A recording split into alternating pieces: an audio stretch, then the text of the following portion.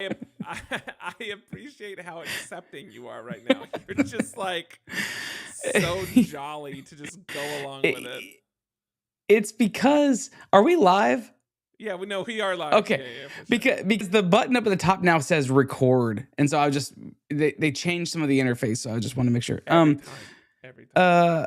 It's because I've hit the Rock bottom. stage. Yeah, like I've hit the stage where it's just like there's nothing. About 50% of the craziness of the last week and a half. After all of that kind of got resolved, I had to take my car in and had to pay $700 to get the brakes fixed. After all of that, we had such opposite weeks. It's such a wild, like I've just hit this point where in my brain where I'm like, I can't physically take any more. So I've had to like dissociate, basically. That's where I'm at emotionally and physically. Merry Christmas, everybody. All right. Let's just. So this is an interesting night in that no one may show up. Hey, Mackenzie. Because it's not the normal night and all that stuff. So I think we're cool with that. We just jump in. You should still intro and outro this because I'll still throw this out on the audio stream. Oh, okay. Hey, Becca. So I think let's still just short intro, like abbreviated intro and outro. It's fine. I think it's basically just you and me, Becca, and Mackenzie. So we may as well have just done this on a FaceTime call. No, I think Kreider's going to jump in. But we also could have invited Kreider and his wife. So that's fine. It's an intimate like Christmas dinner with the fam is what this is. Episode 597. 597. Kreider. See, I knew Kreider would be here. The count is slow to update, but I knew it. And I have things to talk about that Kreider will find controversial. In that, whatever I say, he'll disagree with, and that's what's controversial. I think I have great opinions. I don't know if we'll get through all of them, though. Should I give you the list now, and you can tell me what you want to key in on? Or do you just You can give me the... You talking to me or Kreider? I'm talking to you, or you just want to do it let me finish writing this thing, and then I'll be able to listen to what you're saying. Okay. Let's go through all. Let's just do all of it. Yeah, I mean, we got time. We have nothing but time. Nothing. Mm-hmm. Yeah. We don't have money. We don't have energy, but we have time. As far as we know. In fact, we have time to think about all the money and energy we don't have. Yeah, honestly, too much time to think about that stuff. I guess I could share this on the air. Oh, I need to put that in. There's more stuff. I'm not going to share this on air. I'll share this with you, Andrew. I opened up the mystery box for discs, the Gyropalooza mystery box talked about a couple weeks ago. No golden ticket. A lot of super good discs. There were 11 discs in there. Like drivers, putters, mid-range. I was going to say different plastics, but not really. They're basically all what you expect from MVP. A lot of really cool stuff in there, but no golden ticket. So I'm sorry, man. Thank you.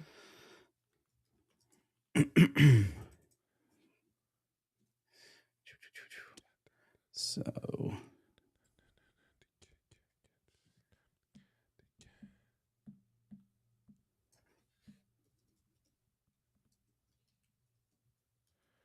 oh, don't tell me. Ugh. I should have bought more. I knew it. What?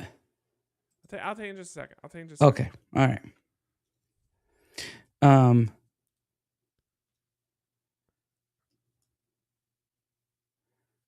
Okay, I'm ready. You want me to clap? Yeah, let's go ahead. Perfect. Thank you. That's all I needed. Here we go. Welcome to episode 597 of the Pop Culture Roundtable, the podcast that may be holly, but we're not necessarily jolly. In this episode, we go round and round and round the holiday table. I'm Andrew Sale. And I'm Patrick Hill. So finish those lists and check them twice because it's time to jump into another episode. And then shove them up your butt. Shove them up your butt. Okay, let's go fly a kite. Becca just started laughing, so I'm guessing the live just caught up to her in the living room. So that's where the delay's at. We like to kick every episode off by going around the table, which is where we talk about things that are new, fun, and noteworthy about our weeks. This week, it's just you and me, Patrick. And so this whole episode is just us spending time around the holiday table, sharing stories, talking about stuff. Sure. Good, Some bad. people would go to therapy. Nah. Can't afford it. Not us. Nah. Not us. Used to. Out of my budget. Mm-hmm. So this is what we have. This is what we have. So why don't you kick things off for us? You've got a lot to share, you said. I have a couple things, although I'm getting bad news in real time. So like it's actively, like right now. Yeah. Well, in that I am when I have a couple things I want to talk about, and so I was like pulling them up, and as I pulled them up, I have learned things. Okay. But other people here that are smarter than me will already know these things. Okay, so I have been gone to San Diego. Flew out to California. Was in Anaheim for a bit, Temecula for a bit, San Diego for a bit. Got to spend another day at Disney. I will say, like, going twice in a year was a mistake. Sorry for all you like season pass people. Like, you like to go a lot, and that's great. But it turns out if my visits are too close together, it diminishes a little bit of the magic. So of course, like, I still enjoyed it because it's Disney and I was with great people. But I like having like a year or two between each visit. I think that's healthy. Like absence makes the heart grow fonder situation. Yeah, completely. Okay. Because like I like when the smells are, I'm remembering the smells in real time, as opposed to like I just had these smells. Yeah, like you've just got the smells out of your clothes last week, and now you've got to do it again. And honestly, like maybe I just. Maybe the issue is the part of the park that I want. Like if I haven't had that recently, I go straight to those things. That takes up my whole day. Yes. But if I have had that recently, I venture out to new areas, and it turns out like you and like Mark and all these people have Bricky, like the tours that I've had, y'all have all already shown me the good stuff. And I shouldn't venture out. I should stay on those rails. Those rails are important. So it's hard to feel nostalgia when you're experiencing something entirely new. yeah, that's probably what it is. Okay, so did Disney? That's fine. But San Diego, I wanted to call out two really fun parts of that. One of them, this is my bad news. I went to Super 7. I was staying at my hotel looking at places nearby, and I realized there was a Super 7 store in San Diego just a few blocks away. Went over there, picked up a couple blind boxes. I saved them to open on the show, and then we didn't podcast last week, and then I opened them. So they're gone now. Sure. Makes total sense. But the sad news is that store is closing at the end of the year. So everything in the store was 50% off. And I thought to myself, like, oh, they're clearly trying to clear out some inventory. This is what a great deal. The storefront's going away. So I mean, in no way. So you didn't know it was closing at the time. You just knew that stuff was on sale. I just knew that everything was deep discount, and the guy behind the counter looked sad. But I don't know the guy. He might always look sad. You know, that's could true. have been a normal look for the guy. Yeah. But in hindsight, maybe I should have picked up some other stuff. I took photos of things to show you because I thought, like, oh, Andrew might want to see this. I haven't seen this before. He might like this. But it doesn't matter because it's going to be gone in the next couple of days. So yeah, I won't be able to experience it. So yeah, definitely don't show me those photos because even if I like it, there's no point. There's no point. So I'll delete them right now. So you don't have to wonder. That would be helpful. Yeah. But Super 7 in San Diego closing. Super 7 in San Francisco closing. Both locations are closing at the end of the year. Again, I can't imagine that the organization is going away, but I have no idea what's next for them. If you haven't got anything from them before, they make really, really high quality stuff. I still remember, that Snoopy piece that toy that I wanted that The came in like classic the little dog Snoopy. house or whatever. Yeah. I still remember that. If they had that when we were there, I would have purchased it. They had some other Peanuts characters there, but they did not have the Snoopy. If they had that, I would have picked it up. But anyway, that's Super 7. Fun place to visit, sad place to know that you won't be able to visit. And the other thing I wanted to call out in San Diego that was awesome was Cali. Cali's a restaurant we got to go to that has a Bib Gourmand. So if Michelin comes through, and they do like their ratings, someone might get like a Michelin star, which we're all familiar with. Yeah. But there are this other set of awards they'll give out called a Bib Gourmand. I at first thought it was some type of like miscongeniality or like you tried your best or something, but actually it's a experience and value for the money type award. So these tend to be places that offer exceptional value for the experience. Yeah. And that's exactly what we got. Cali was awesome. It was I think it was like Mediterranean style food. I might totally have gotten that wrong, because everything I had, I don't actually know what qualifies as Mediterranean. Mackenzie can correct me in the comments. Was there hummus? Was there? There was hummus. Okay. Hummus. There was baba ganoush. So Baba, that counts, right? There we are. Yeah. But I also had duck. And I don't know if duck is normal for Mediterranean. I don't know where ducks live. Yeah, it could be anywhere. But the point is, it felt like I still have not been able to go to a Michelin restaurant. Would you believe it? Chattanooga doesn't have a lot of Michelin restaurants hanging out here. You've never been to a Michelin restaurant? No. I've had one booked before and then had to cancel that reservation. And then I was the only one it was available for me to go to when I was in California. Was like basically $1,200 a person, which also is just outside of my range. Sure. Cali was something that we could make happen, and but for just being Bib Gourmand, for not being a Michelin star experience, by far the best dining experience that I've had. So really, really awesome experience, Nice. and highly recommend going if you get a chance to go. But yeah, I mean, I told you about my other piece of San Diego. I don't know how interesting this is, but I used to fly a lot when I worked at Sketch. I did community at Sketch, and I would have to go to events and support events. Yeah. And then not to mention doing offsites with a company. And so I feel like every couple of weeks I was on a plane, and I always wanted to be the person that got the vouchers. If you've ever been in a situation where they overbook a flight, because I think that's pretty common, they assume a certain number of people will either miss a flight or cancel last minute or whatever. So it's pretty common to overbook to some degree. Right. And so they can optimize how many people are on the actual flight. Yeah, because they don't want to be flying a bunch of flights that have like consistently 3-4 empty seats. But you'll hear these calls and they'll say like, "Hey, we need 2 people to take a different flight, and if you do this, we'll give you $200 or $500 or $1,000, or turn into this like a bidding thing." And I've always been going places for work. I always had tight schedules, and so I couldn't do that. Like I couldn't afford to get on the next flight. And I always but I wanted to. I thought that would be so fun to be that person.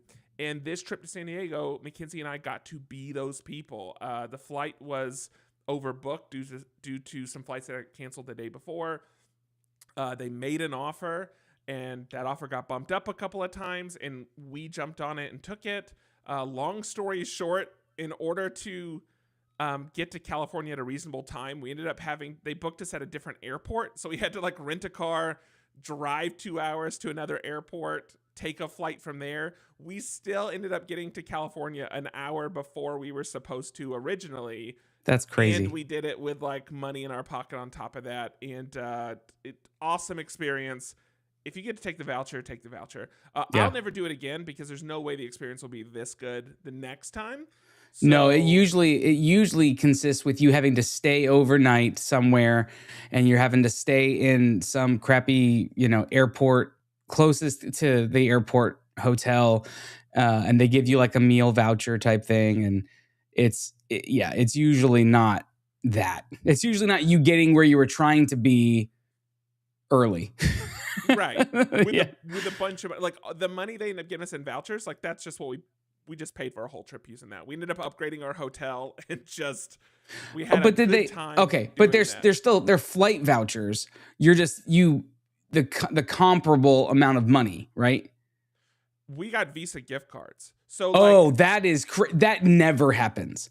we Typically, like, it's a flight voucher that they give you, like No, so- X number of dollars in flight credit, Right. not a Visa freaking gift card. No, so what Delta did, because this all happened with Delta, and I have to say, like, the only reason that it worked out as well as it did is because the Delta reps that were helping us were trying to make the best experience for us possible, and they were excited. Like, I walked away to do something and came back, and like Mackenzie and like these 3 reps are all talking about the adventure we're gonna have together, and like they were super in it, which was great. But like, imagine like going on AMX and you have points to spend, and like you have a list of like, I could buy a Bass Pro Shops card or a Home Depot card or a Visa card. It's like that. Like you log into this, like you go to this portal, and you have the money they've allocated to you, and you just pick out what you want. And one of the options was just Visa cards. So we just got a digital card, so we immediately had access to the money, like through like Apple Pay. Yeah. And it was like, I mean, it was like just shy of $2,000 in Yeah, like that's Visa crazy. cards. So like literally landed, upgraded a hotel, went to Cali. We just we decided to leave all the money in California. Yeah. But it was a That's found money. Yeah, that's great. It was a very unexpected vacation, because for us this was the trip of like, hey, all the money was spent on the plane ticket, and so we can't do anything while we're there. We can just look, but like the money's been spent, you know. Yeah. And it really like changed the energy. So Yeah, that's awesome. I feel like you had a different week. I had a very different week. It's almost like the antithesis of your week. It's the other side of that coin. Remember when you got the gold Mondo pen? Yeah, this is that. This is the comeuppance for that.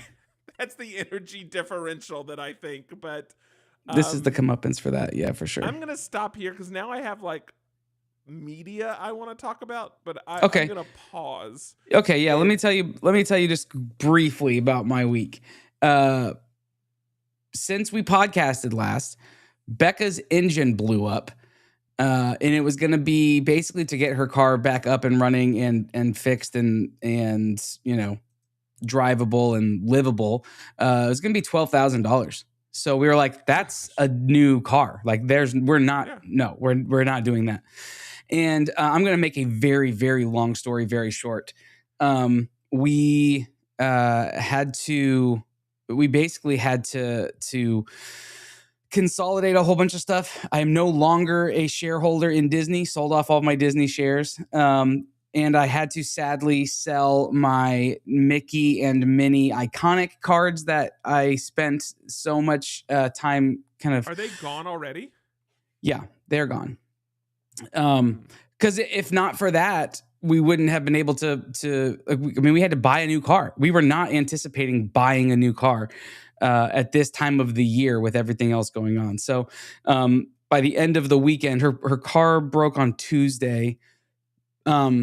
By Saturday, we were purchasing a new vehicle. We got a 2023 pearl white Nissan Rogue. It's really pretty. It's nice. It's a bigger car. It feels like an actual like family vehicle now. It has enough room for Cooper's golf clubs and Daphne's stroller. So so that's a very, very short version of what happened there. Yeah.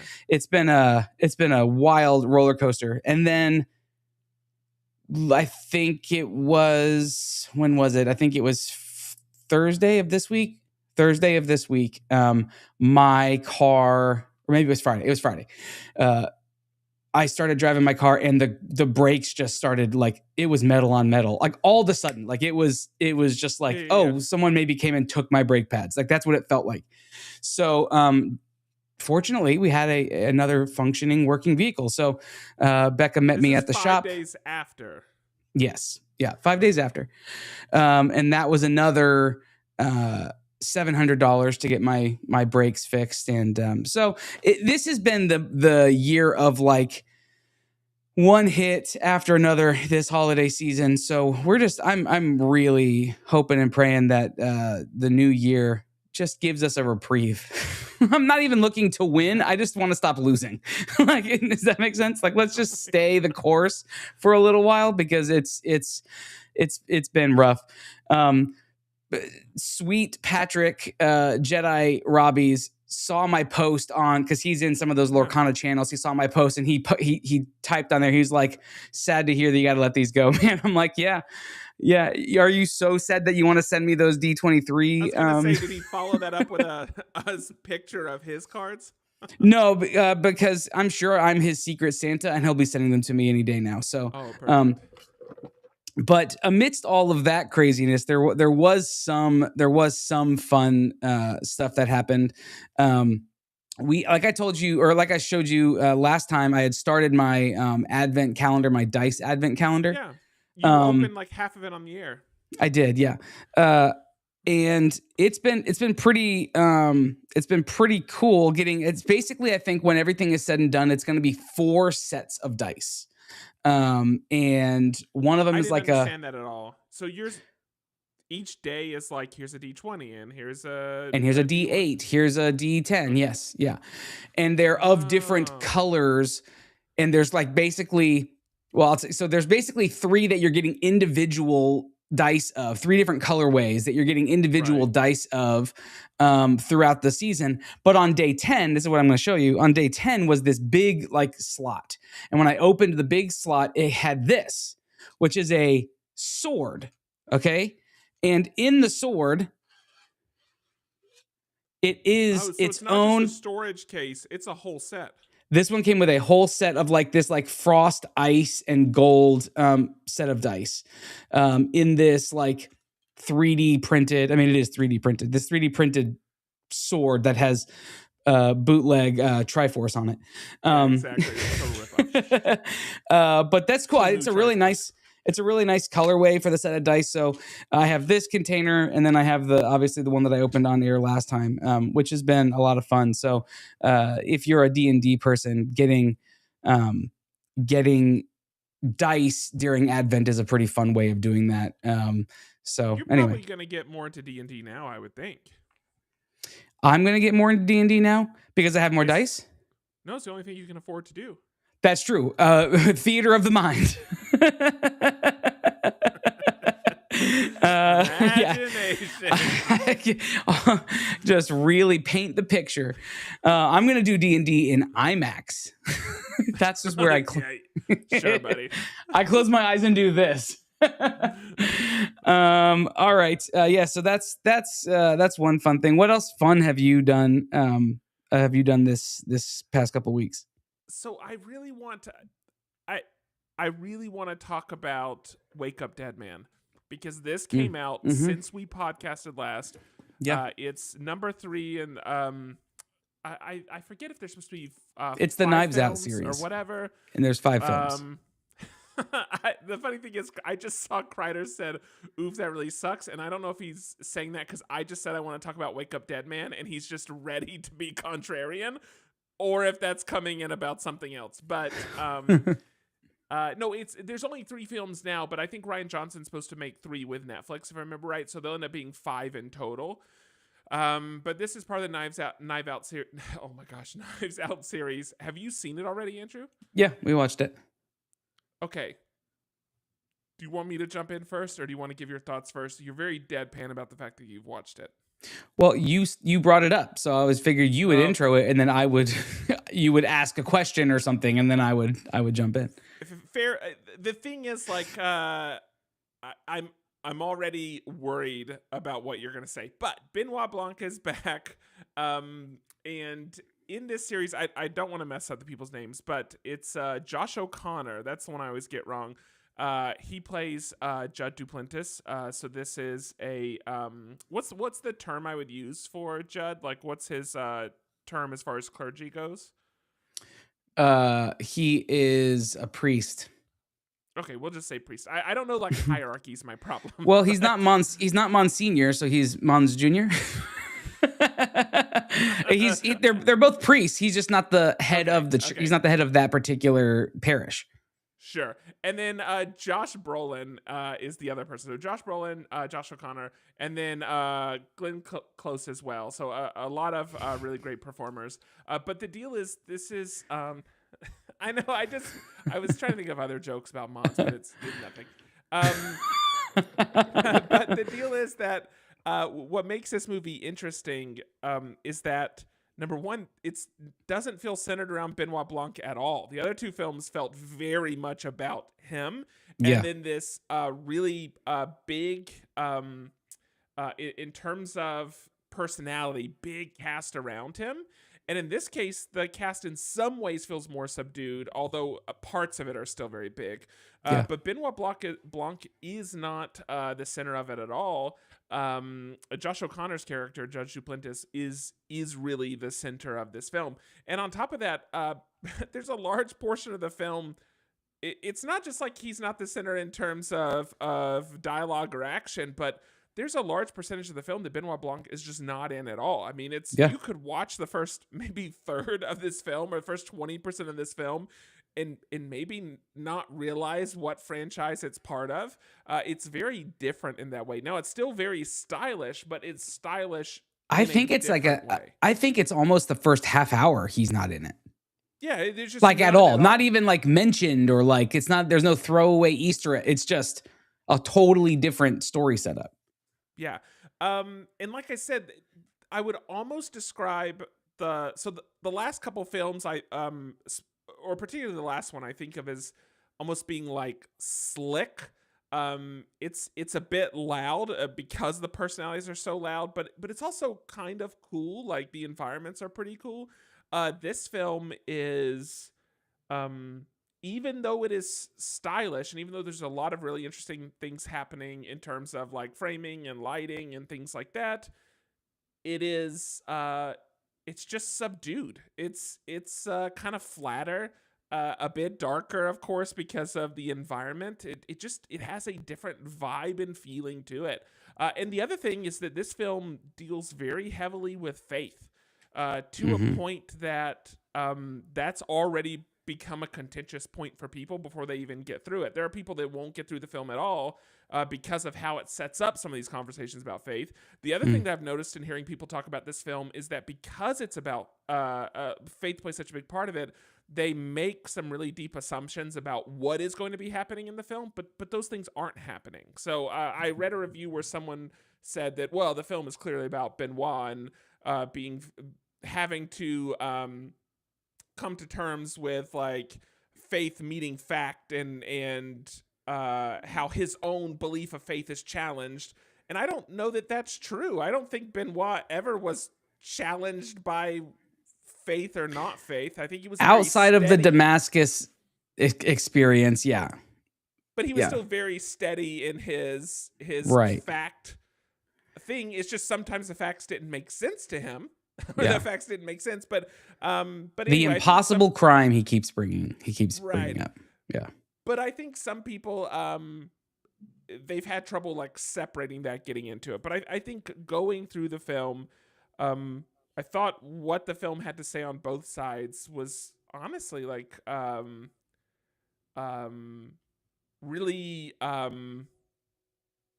I mean, it felt very heartfelt. Like the call with Louise is the standout, and if you see it, you'll know what I'm talking about.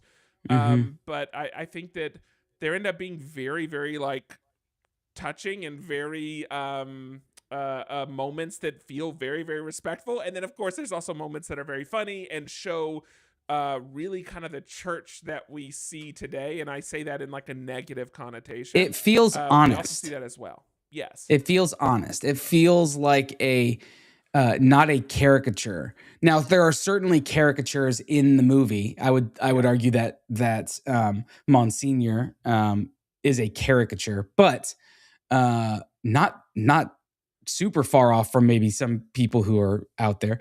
But the church itself and the story itself and everything, yeah, it felt just very honest. Like it asked and answered good questions. It's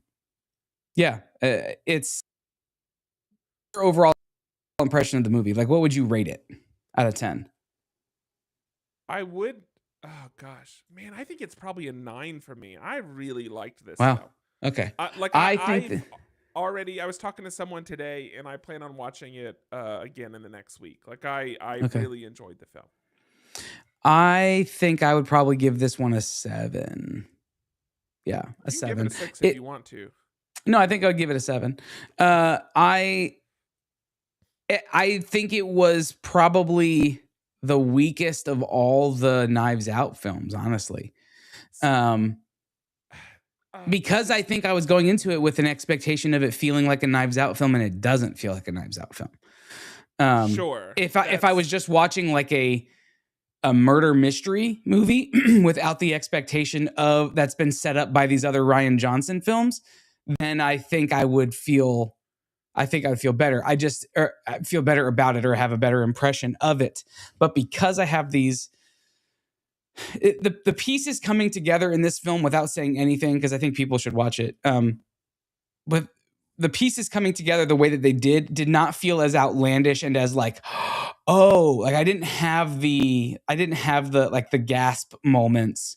I did gasp a little bit. There was a gruesome moment that you don't typically see in these films. Was it the Um, stairs? it was not the stair. Well, it was when they went down the stairs. Okay, that's fine. That's fine. But I Yeah. I laughed out loud at the stairs moment. But anyway, Wait, which stairs moment? we'll have to talk after. I don't want to. I Okay. really don't want to spoil Well, the moment for people. no, but can you not just give a thematic like what was the scene where the stairs? They're showing it's towards the end of the film, and Okay. they're actually showing what happened, and they're showing someone moving down the stairs, and just the way it happens, I just laughed out loud. Okay. Yeah, we'll talk afterwards because I don't remember what you're talking about. But yeah, I think I'd give it a 7 in the package of Knives Out.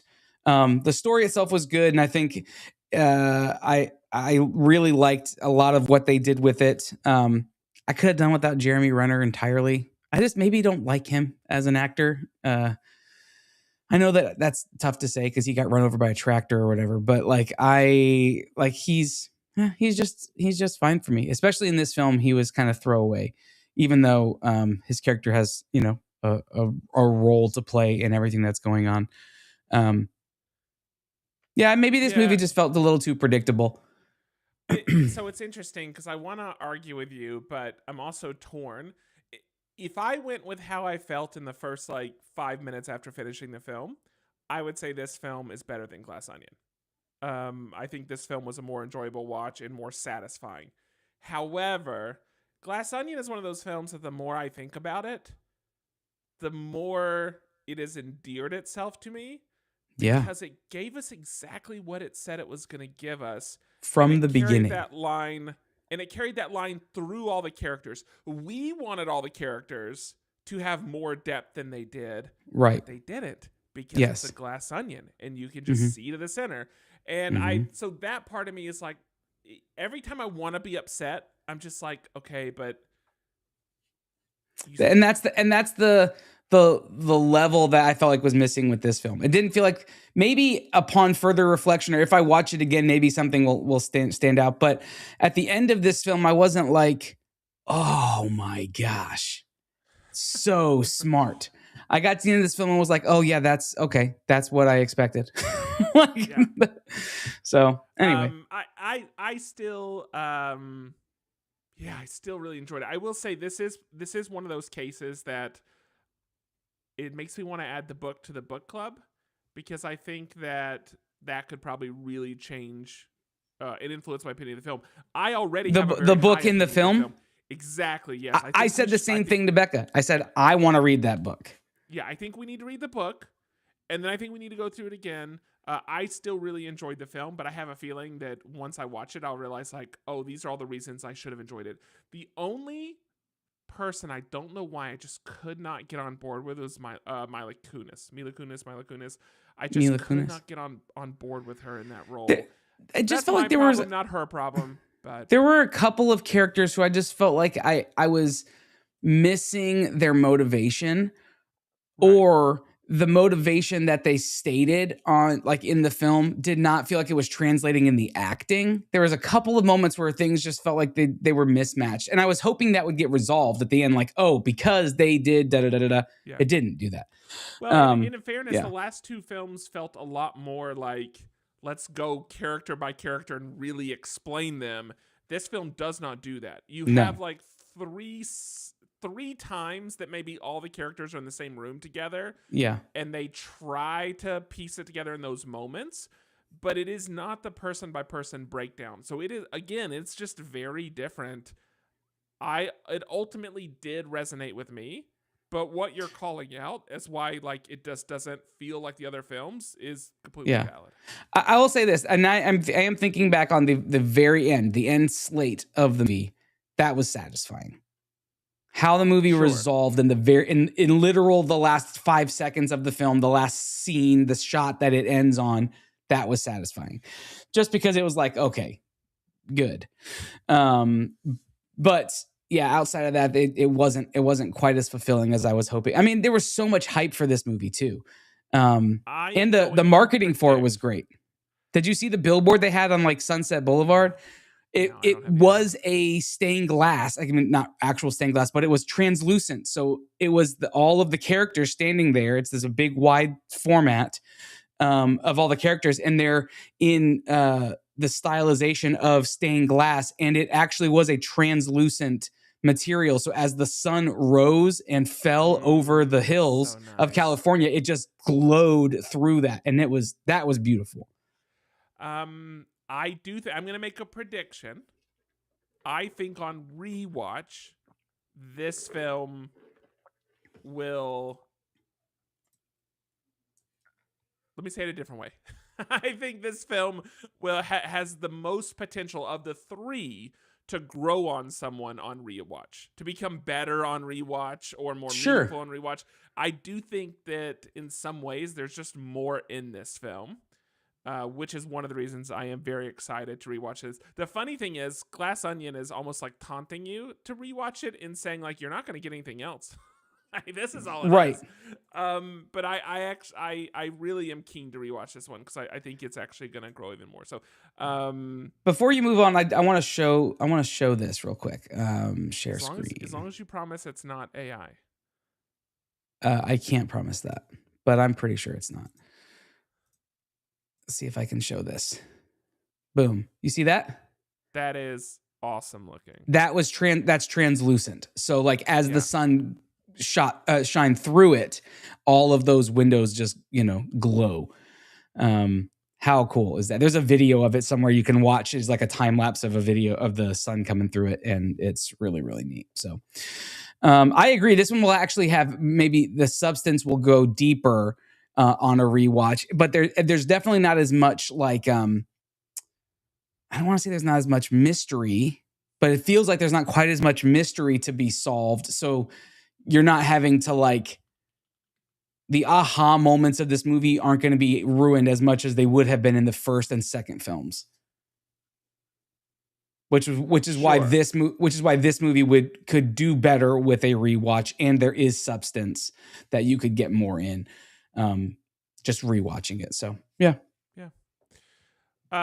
Did you? I also, this doesn't matter because we already talked about this. I did finally get through Stranger Things, and I'm keen to get to the second part of it. It proved me wrong because it was better than I was expecting. But were there any other shows that you got through since we took a break? No other shows that I've gotten through. I have finished book 6 of Harry Potter and have rewatched that movie. I'm about a third of the way or a quarter of the way through the final book 7. And after that, I'll rewatch those movies. But no, we've not gotten through anything else. I started watching Big Bang Theory again. So that's happening. Like we're still rewatching Mad Men. Nothing has concluded, but some stuff got done this week, and I've been sharing this with you. It's fine that you're here, but you've been seeing some of this stuff as it's been created. I was really hoping to show Lauren this stuff, But I'm just going to show everybody anyway, because I told people the next time we did the podcast, I was going to show some stuff. So we had our staff Christmas party, and we just hired somebody about a month and a half ago who's an incredibly talented artist. She's young. I think she's 24, and she is just like killer artist. And so what we decided to do was take our boss, who is Canadian, and we set up this whole thing where part of the staff Christmas gift this year was all of these found, cherished memories.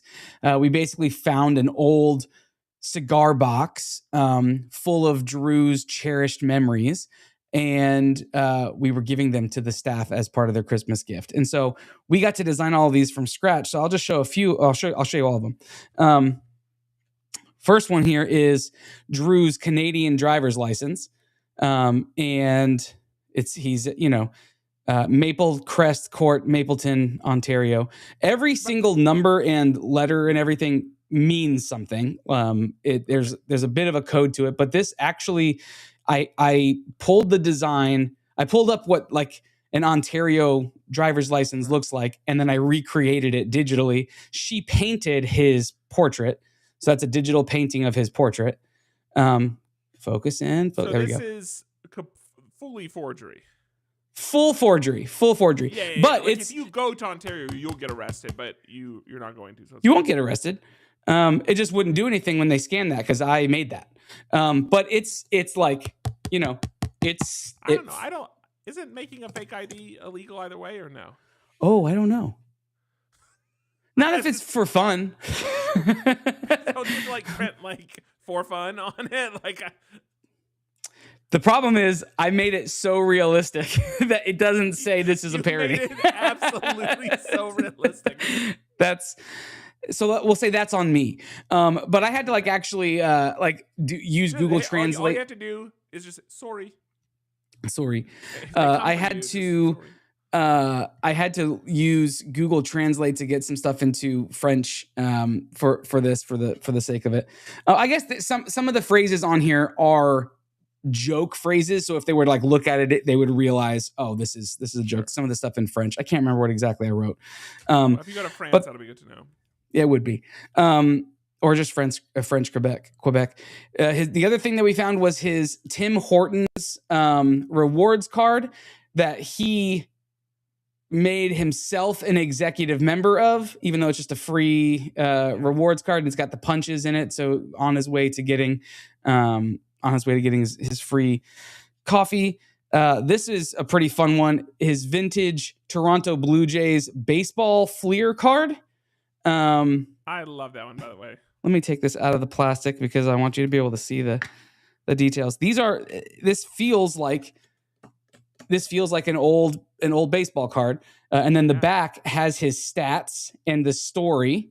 His story, just real briefly, it says, coming off a disappointing 1995 season, the Jays entered the 96 season in full rebuild mode. However, they quickly were won over by a new catching prospect's charming smile and winning personality. It goes on to talk about how he played very briefly, and then he moved on to what is now his current good career. Did something happen in 1995? Or you just randomly picked the year? We just picked the year. Well, it's not like the year like his kid was born or something. No, there is a thread though of how old he would have been based on his birthday and all these different things. Yeah. The other one is this postcard. By the time this is done, you'll have like a full D&D setting. 100%. We did this postcard. So she painted him as a Mountie. She painted that horse. I mean, she did this entire painting. People thought AI was used. Definitely not. This was all hand done.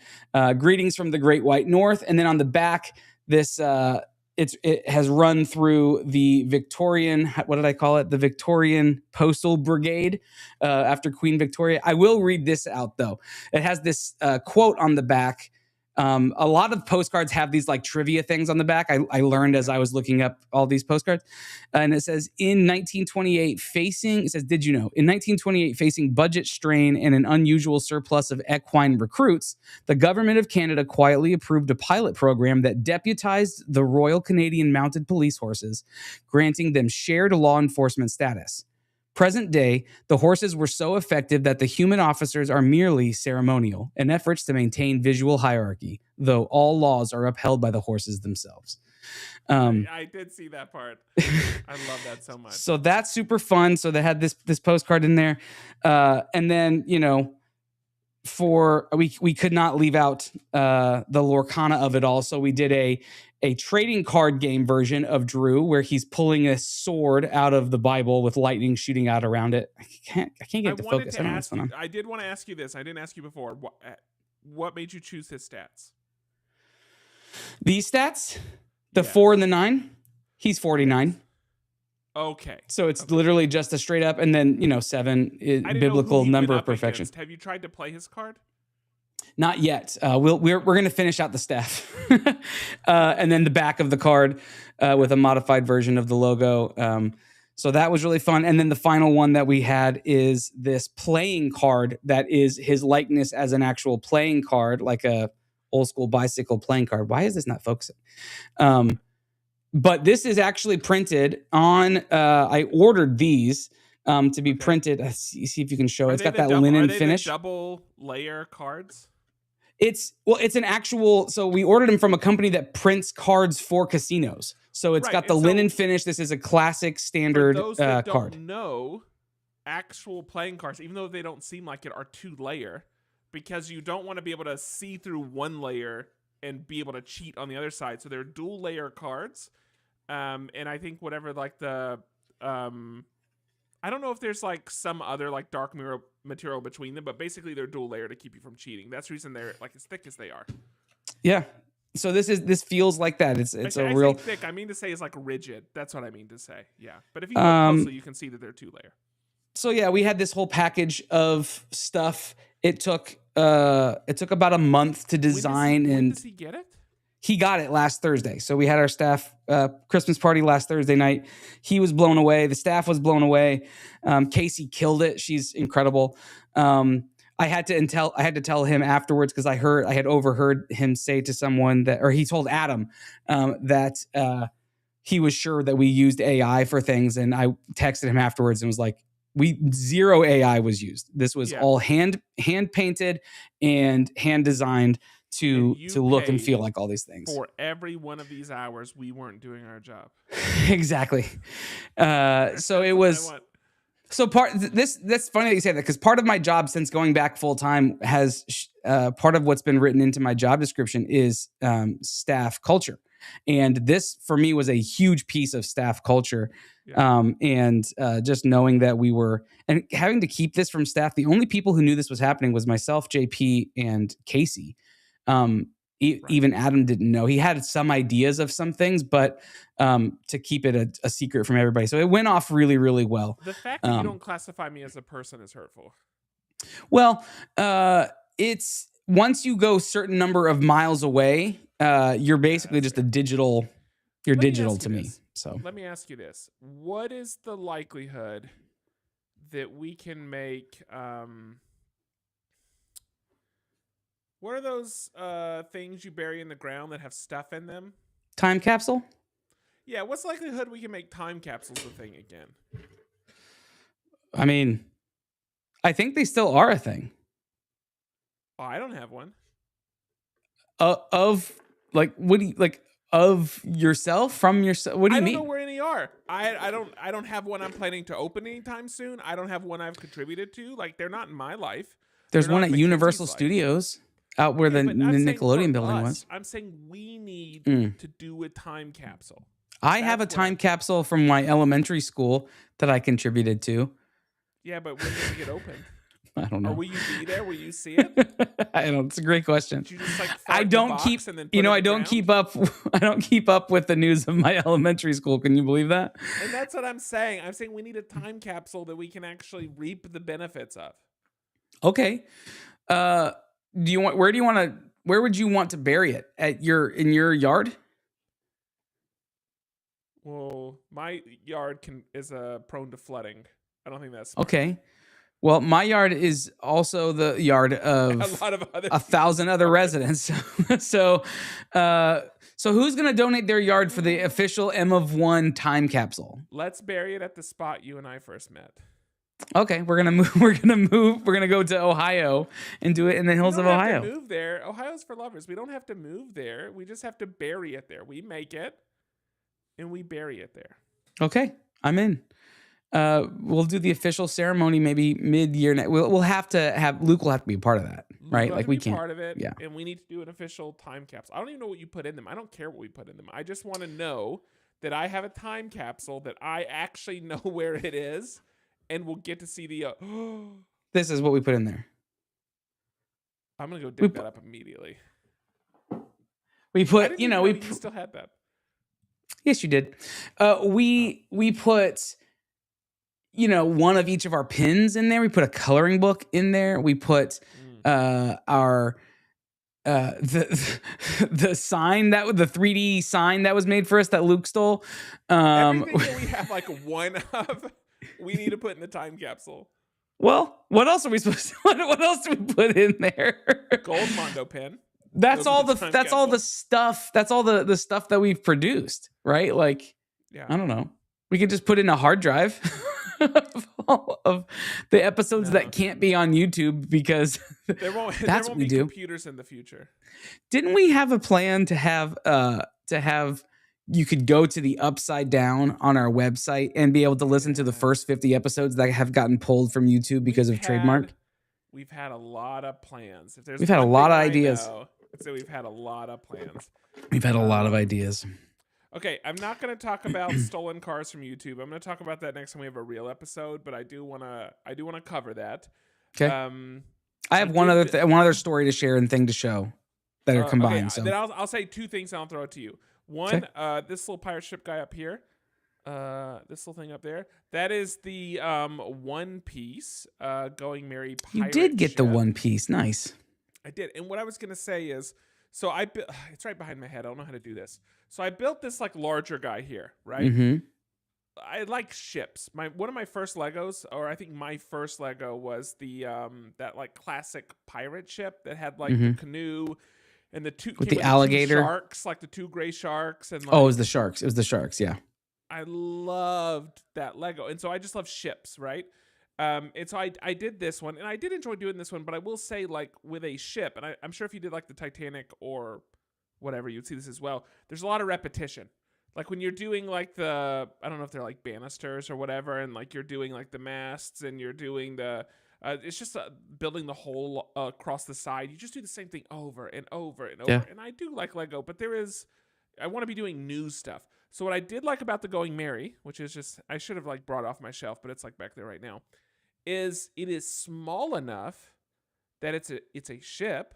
It has some fun pieces, but there's not a lot of repetition in the build. I'm kind of thinking I kind of like smaller builds because of that. Because if I think back to my favorite builds to do, they're the builds that like every single section felt different. Sure. So anyway, I think it's a really, really cool piece. And then the last thing I was going to say is for anybody that watches SNL, if there's anyone left, this past week's episode hosted by Ariana Grande and musical performance by Cher. None of those reasons are the reason to watch it, but it was Bo and Yang's final episode. Yeah. And because of who was on it, you'll hear this if you listen to interviews with people that have been on the show previously, writers. They tend to save material. They don't, if they write a sketch they're really proud of, they're not just going to use it on the first episode they can. They want to specifically use it on episodes that they know are going to get big numbers. Right. So they don't pitch their best material until they feel like it's going to be a big, just a highly watched episode. Yeah. Then they pitch their best material. And so that said, sweeps week basically. It's that old model. That said, this was a really good episode. Like it was clear people were putting up better material for the episode. And then, of course, it was very touching seeing Bo and Yang go. Now, I will say for Bo and Yang, for his like final sketch, it's awful. It's not good. I mean, it is. Isn't he a Delta employee? He is, but it's like the sketch is so about him. It's not funny. It's like, it's a mushy, yeah. But the flip side is, he put in time. They respected him enough they let him clearly have whatever moment he wanted to have. And Yeah. so good on them and good on him for doing that, you know? So it's very emotional. I'm not saying this as a negative. It's a terrible skit. The final one, at least. The episode as a whole, I think is a good episode. Well, it's just not very funny. It's what it is. Yeah, and it doesn't pretend to be something else other than he clearly just said, well, I just want to do these two things, and they let him do those two things. But that's For people who are not going to go watch it, he is an employee who has been at Delta for X number of years, and he's leaving Delta, and he's saying thank you to Delta for everything that he has, and then at the end, Cher comes out and they for sing. some reason sings a duet with Ariana Grande and then sings with Cher. It's a weird thing. It's weird. Yeah. Mackenzie cried the whole time. Sure.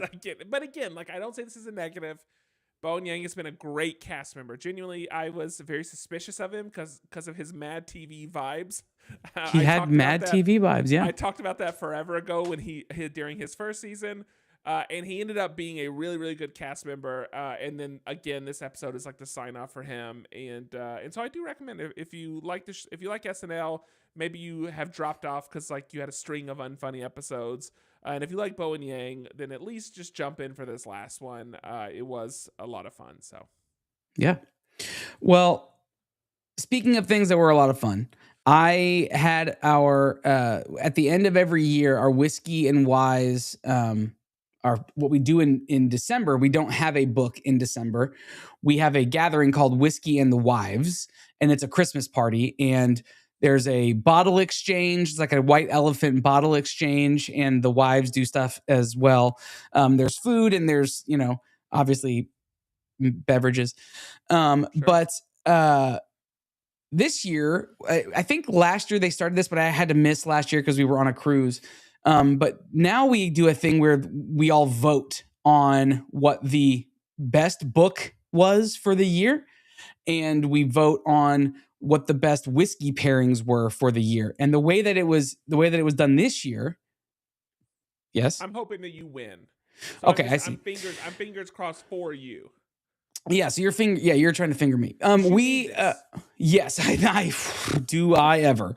So we did all the voting, and then the way that we did it this year, we voted ahead of time, and then when we got there, Jim, who was hosting the evening, had a bracket style thing, basically pairing the highest rated book against the lowest rated book, and then you had to work your way through the bracket.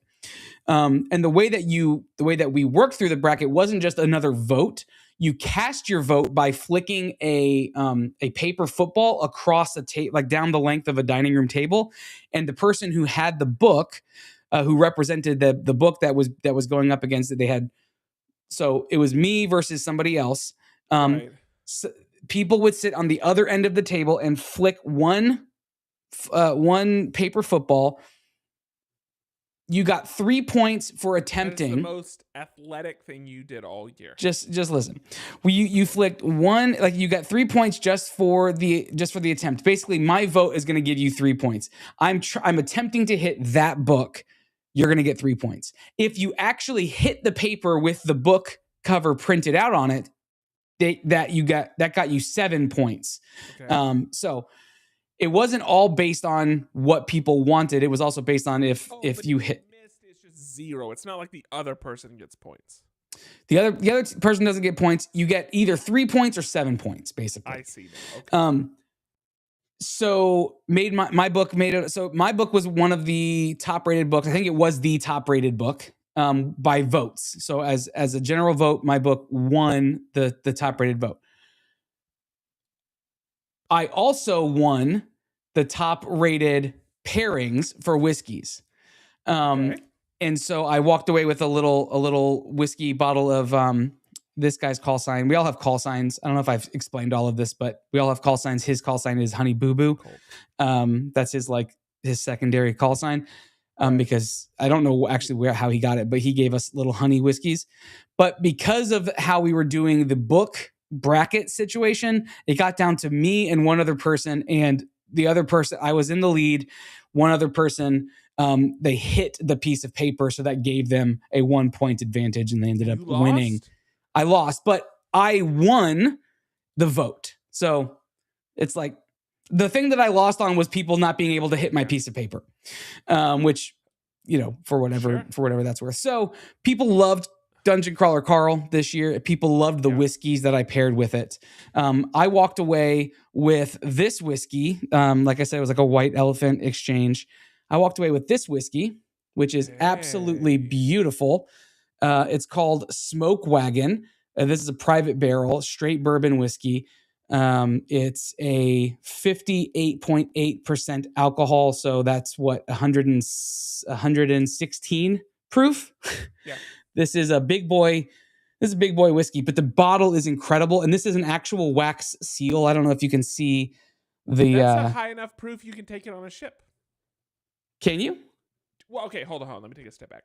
It used to be, but when I say take it on a ship, I'm going back to like the days when you had gunpowder. I see. You wanted to make sure that if a liquid spilled, it wouldn't ruin your gunpowder. And so as long as it is flammable enough, like a high enough alcohol content, it was dry enough, basically. To have, because you could spill it and you could still like light gunpowder because it's flammable. And yeah, so and it was flammable, and also it's like a high enough proof that you could have. There's a term for it. I just can't remember the term right now. Someone can Google it. But the point is, it's high enough proof for that. There is there's I think once you hit 120, it's called hazmat. This is not quite hazmat. But this is a 7-year barrel aged private barrel whiskey. So I've heard it's very, very good. So I'm going to hold on to at least some of it until you get here, Patrick, in the new year when you come to visit. We'll actually we'll enjoy some of this whiskey together. So that was fun. So there were a couple of bright moments in mostly with just what felt like just financial cavalcade of heaviness this it's the worst month for all of this stuff to happen too. So have been a few bright moments in that. I think it's called Navy strength. Oh, but interesting. Anyway, there is like a term for it. I just don't remember I think it's Navy strength, but there is a term for it. I'll ask Steve Hogue. Steve Hogue will know. I just remembered one other thing I so wanted to tell you. So in the past, we've talked about potentially making a string of characters that are just mispronunciations, and like Squeaky Wheel. So having a dude that's his name, because I can't say Squeaky Wheel gets the grease. It sounds like Squeaky Will every time I say it. I don't know if this fits in this, but you're familiar with Alice in Wonderland?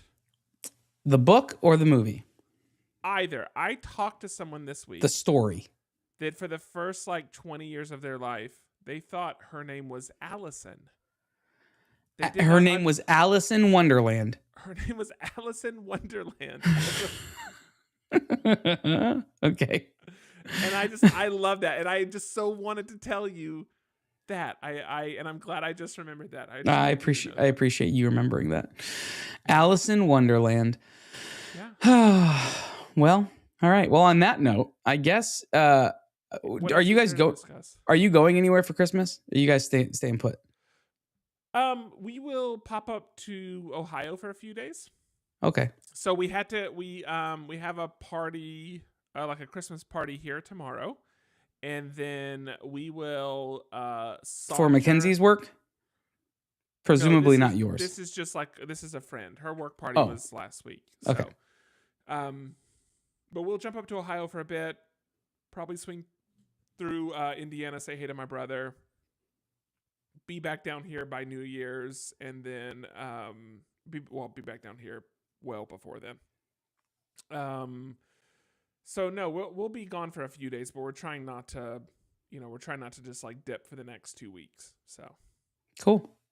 Yeah, we're just staying put. It's such a weird time of year this year. I don't know if it feels weird to anyone else. Maybe it's just the stage that we're in, but man, this has been feel Christmassy.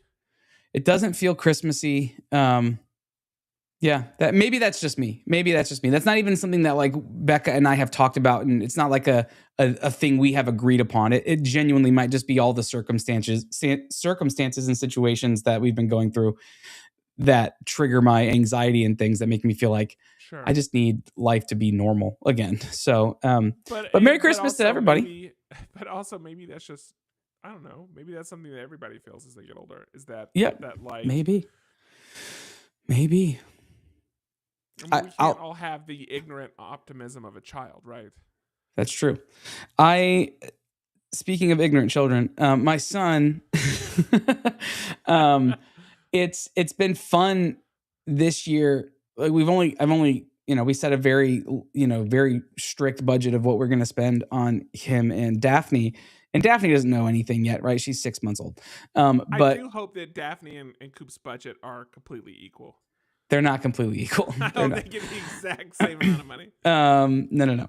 But it's been fun this year to basically we've gotten Cooper a handful of things, but they've been like more adulty things. Sure. Like I say adulty, he's never been one to like want sports types stuff, or like clothes or whatever. But this year it's like clothes, and he got a rangefinder for golf.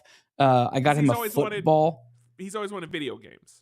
He's always wanted video games. Yes, he's always been a video game person. He wanted a skateboard. I bought him like a full skateboard. Have to build, put all the stuff together. It's like crazy. It's stuff that you would have expected from your, 10-year-old. But now that he's getting independent, his friends like to skateboard, and he's like, I want to do that. I want to throw a football around with them. It's just such a weird, like, no toys. It's all either fashion or sports this year, which is such a weird. Like, double jeopardy. You can't break your leg twice, right? He already right, exactly. Yeah, you can't break your leg. You better believe that's what's been going on in the back of my head. Like, it does make me feel like he's not watching right now. He doesn't watch live, I don't think, anymore. He's there's yeah. But it's been just a weird season. I don't know. Anyway, I hope that's not a downer way to end. How about this? No, it's forget not, all that. It's not a downer. Let's pop this bad boy open. That's the no, it's funny because where we were today, we were we did like 3 services at church, but then afterwards, and so it's all done up, right? There's like trees, and they're giving out cookies, and people are caroling, and like all this stuff. And then afterwards, before we went home, because we were helping out today, we packed it all up. So it's like not even Christmas yet, but it's like because they don't have services there the rest of the year. And so they're not doing a Christmas Eve service. Right, exactly. It's exactly interesting. So we packed up Christmas today. So there was this weird moment of like, we just put Christmas back in the closet, but like it hasn't happened yet, but it like messes with your mind a little bit. Yeah, that's wild.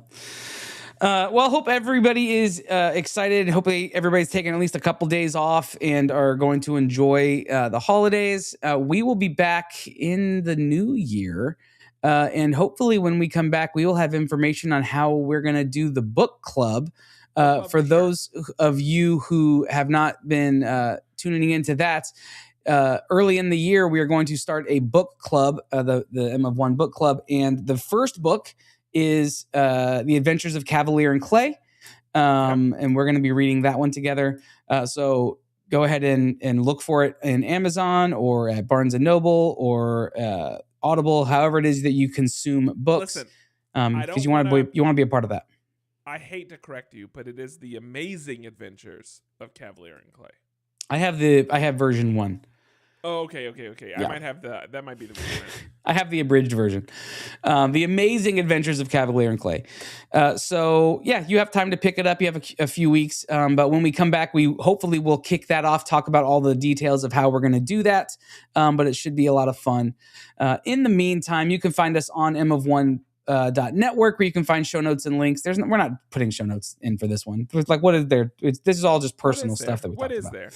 What is there to even? But you can go there and you can find links to the other episodes that we've done and share those. You just share those. I mean, while you're going to be home from work this week, it's the season of sharing. Share an episode or two and say, hey, here is a Christmas gift from me to you, something fun for you to listen to. That rhymes. I didn't intend for it to, but it's fine. And if you want to, package it in that way, that's good too. But yeah, share those episodes. And then you can find us on social media at M of One Podcast. You can join the conversation in Slack. Yeah. There's all sorts of stuff that you can do. And, I'm looking forward to the new year, maybe starting or getting back into some sort of D&D campaign so that there's a world we can escape to. That's what's on my books. What's on yours? That's a question we can ask on Slack and you can answer. But I can tell you now, Mackenzie did purchase an incline bench for me. Okay. And not for any like fun stuff. It's for like working out. Oh, I see. And so I think that it could double as both, though. As long as you wipe down the equipment afterwards. Or don't. I mean, I'm the. It's like I do Planet Fitness style. You've got to wipe down the equipment afterwards. Yeah. Oh God, I had a joke I wanted to say, but Mackenzie would be so upset if I said it. Okay, anyway, I'm gonna type it real quick. Hold on. You're gonna type it to me. If you don't understand why this is funny, I'll explain it once we get off the episode. I get it. Yeah. Okay. Gosh, that's so funny. But anyway, we need to find some way we can combine D&D and fitness, so I can be using those couple of hours proactively. But I think that's what's in the new year for me. There's nothing. I mean, I'm sure you could get a full set in while you were waiting on Lauren or Jonathan to make a decision. So I think you're what they're gonna do next. Yeah, I think you're fine. We can work that in. All right. On that note, you can find us at Andrew Sale with 3s instead of E's on the internet. Patrick, where do people find you on the internet? You can't. Okay. And that's the goal. And that's the goal. Patrick is fully offline. He's off the grid. You can't see him or hear him anywhere. And that's why our viewers are so low. On that note, we're going to get out of this episode. Merry Christmas, everybody. I'm Andrew. I'm Patrick. Peace out. Shove it up your butt. Oh, that's how people remember me. That's how I want people to remember me. Is that what you said? Yeah. There's no music, which feels weird.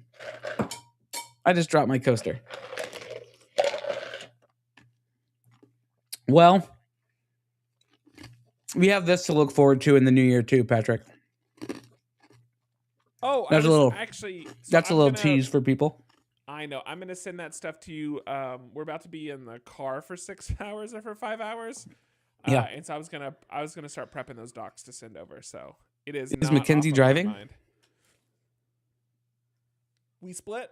So nice. Like she'll drive. Okay. So whenever we go somewhere where we leave in the morning, she'll always drive for like the first 2 to 3 hours. Like we'll kind of split it to like we get to Buc-ee's and then flip. But anyway, yeah. I have this weird. I have a weak eye. It's not a lazy eye, but like. It's like my eye muscle just decides when it's tired, like I don't want to do my job right now. And no, I know. It's really hard. No, I mean, people watching don't know. So that's the reason she drives in the morning, just so I don't have to like deal with that because it's super annoying. Like while your eye is waking up, it also probably works in the evening too, right? Because when it starts to get tired, it does it too. Yeah. We call it the wandering peeper. No, it's not. Gosh, listen, if you have like a lazy eye, I love you. I'm never going to say anything about it. You're beautiful, all that type of stuff. It's not something I want for myself. And so I power through as much as I can. Yeah. But no, if it gets bad enough in the evening, I'm just like, I'll just go to bed. I don't want to deal with it. Speaking of going to bed, let's just do that. I hope I didn't offend our lazy eye population. That's gonna really suck. That is 60% of our population. People that tried to click on one podcast and accidentally clicked on us. Yeah, 60% of our population is people who didn't intend to come listen. Just a misclick because we were beside something. We were adjacent. Oh gosh, it's just so funny.